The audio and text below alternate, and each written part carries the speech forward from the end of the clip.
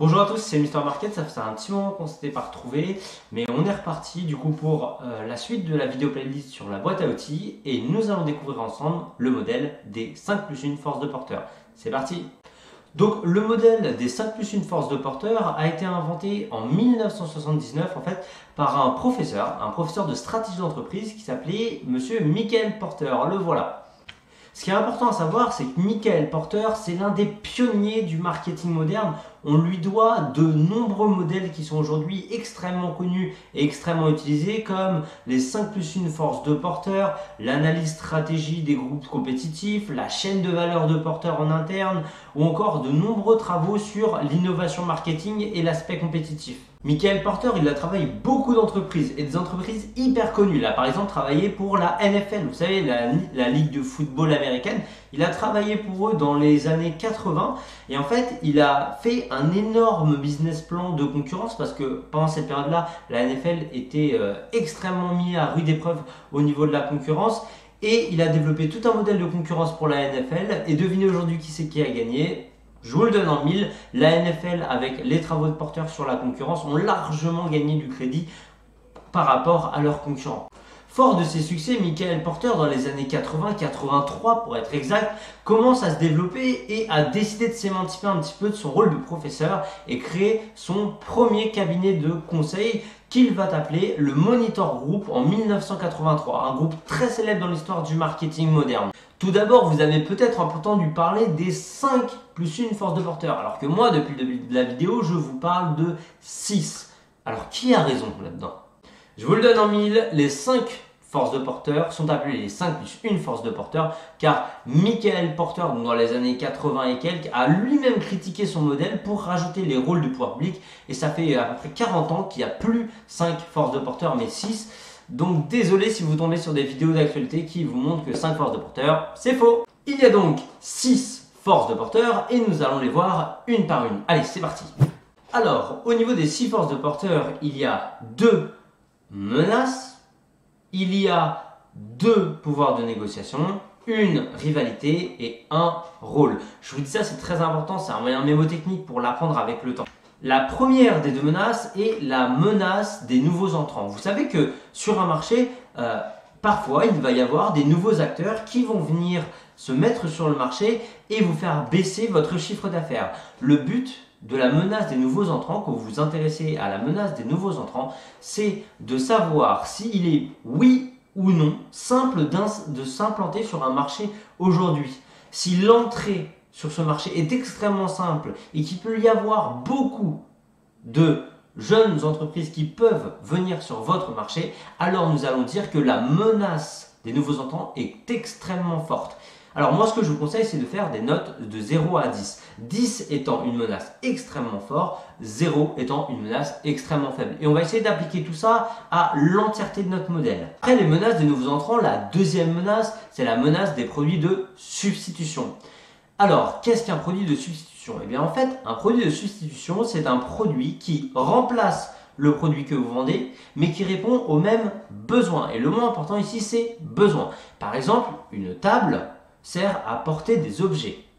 L'ensemble des menaces des produits de substitution seront tous les objets qui pourront porter d'autres objets sans être obligatoirement une table. Ça peut être un tabouret, ça peut être 2 tréteaux et une planche. Ça va répondre exactement aux mêmes besoins. Et du coup, pour l'analyser, on va encore reprendre notre modèle de 0 à 10. Vous vous souvenez, 0, menace très faible, 10, menace très forte. Et du coup, si la menace des produits de substitution, c'est-à-dire si sur votre marché, ce que vous vendez peut être facilement concurrenciable par plein d'autres choses qui répondent aux mêmes besoins, alors on va mettre une note extrêmement élevée. Et si ce n'est pas le cas, on va mettre une note extrêmement faible. Nous en avons donc fini avec les 2 menaces et nous attaquons les 2 pouvoirs de négociation. Les 2 pouvoirs de négociation sont d'un côté les fournisseurs et de l'autre côté les clients/acheteurs. Nous allons commencer par les fournisseurs. Vous savez que dans le modèle de distribution classique, vous devez acheter vos stocks à des fournisseurs. Si un marché est extrêmement concurrentiel, il peut être très concurrentiel parce que les fournisseurs ont un poids tel aujourd'hui dans certains secteurs qu'il est très dur de négocier ses prix. Si nous avons des prix hauts, nous avons donc des consommateurs qui sont moins enclins à acheter et moins de chiffre d'affaires. C'est un système logique en économie moderne. Tout en reprenant notre système de notation de 0 à 10, 0 représente un pouvoir de négociation des fournisseurs extrêmement faible. C'est même vous qui, dans les négociations, avez le dernier mot. Donc là, on met plutôt vers le 0. 0, 1, 2, 3.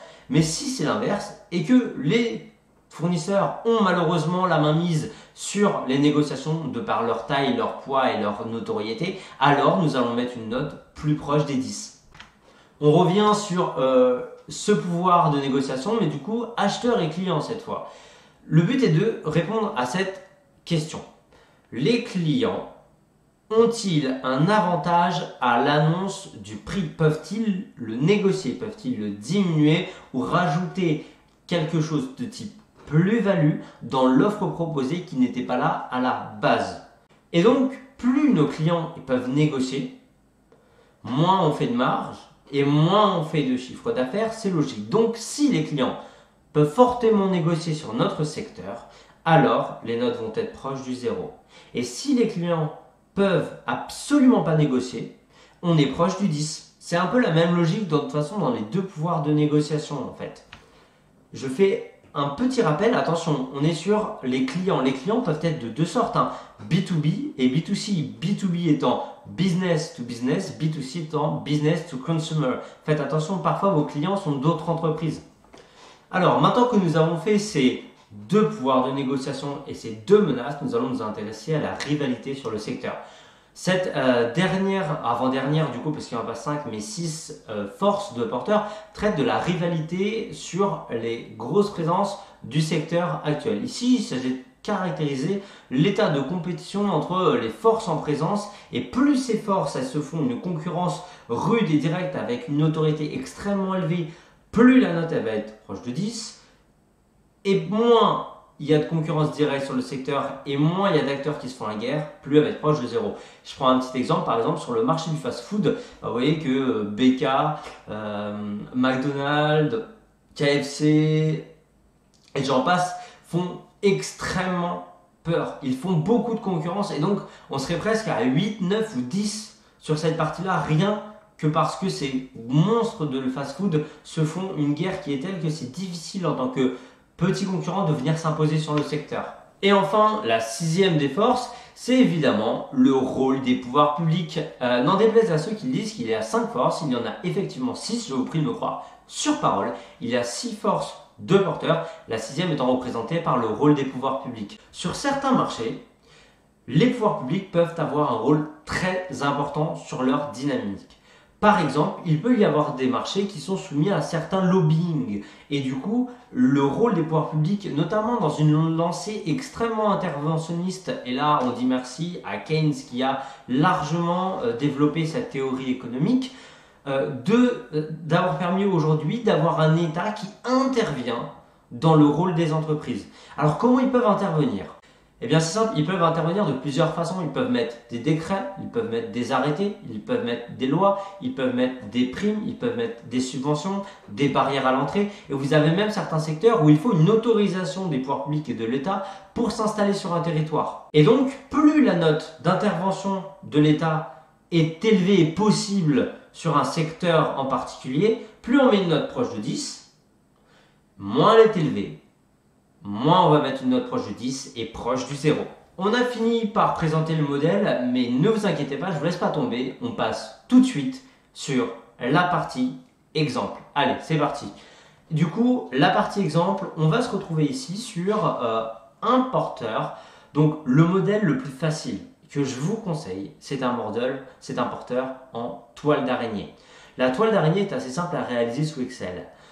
C'est un graphique qui est appelé le graphique radar sous Excel. Donc regardez, il y a deux types de porteurs grosso modo. Plus le porteur va être éclaté, c'est-à-dire plus il va être large, plus le secteur est concurrentiel. Plus il est petit, moins le secteur est concurrentiel. Vous mettez cette fameuse note, vous savez que nous avons fait de 0 à 10, vous le renseignez dans votre petit tableau sur Excel et le graphique radar va s'automatiser de façon automatique. Joli pléonasme. Du coup, regardez, ensuite, on va justifier les notes. Regardez, j'ai mis 2 pour le pouvoir de négociation des clients parce que les clients ne peuvent pas vraiment négocier les prix à l'intérieur du magasin. Il y a des promotions, donc c'est pour ça que j'ai pas mis 0 qui leur sont proposées, mais la plupart du temps, nous n'avons pas de promotion en magasin et il n'y a pas de ristourne à la caisse. Le pouvoir de négociation des fournisseurs, ici nous avons mis 6. Effectivement, le marché de la décoration est assez soumis aux fournisseurs, notamment dans les matières premières. Donc, on a mis une note qui est largement supérieure à celle qu'on avait mis avant, mais qui n'est pas non plus un 7 ou 8. On a mis un peu plus que la moyenne. Ici, par contre, pour les produits de substitution, vous voyez que la note elle est extrêmement haute.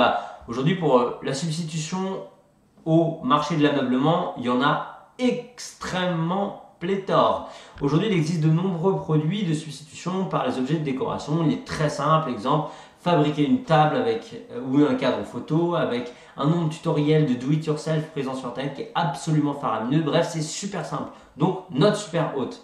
Les pouvoirs publics, bon, sur le marché de l'ameublement, les pouvoirs publics qui ne représentent pas un vrai défi de taille, du coup, on va mettre 2 sur 10.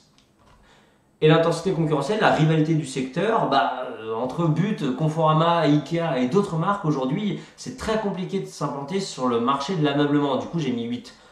Évidemment, ce sont des notes qui sont extrêmement personnelles. Vous êtes là en qualité d'expert, c'est votre point de vue à vous. Évidemment, vous devez avoir un tas d'informations dans des sources qui prouvent ce que vous dites là. Si c'est qu'un travail assez rapide pour vous expliquer en 2-3 temps comment faire.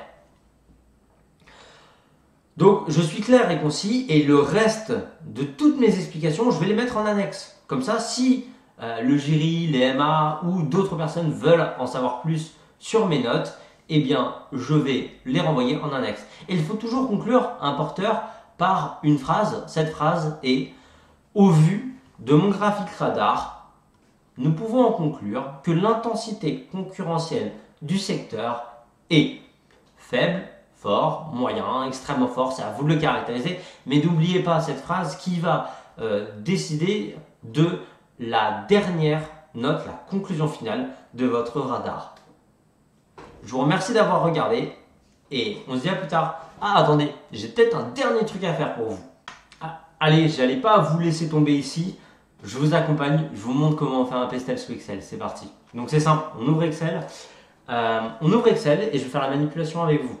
Ici, on va rentrer les 6 catégories du porteur, donc les 2 menaces qui sont les menaces des produits de substitution, menaces des nouveaux entrants, les 2 pouvoirs de négociation des clients et des fournisseurs, la rivalité sur le secteur, le rôle des pouvoirs publics. On va annoter des titres, on va faire ici catégorie.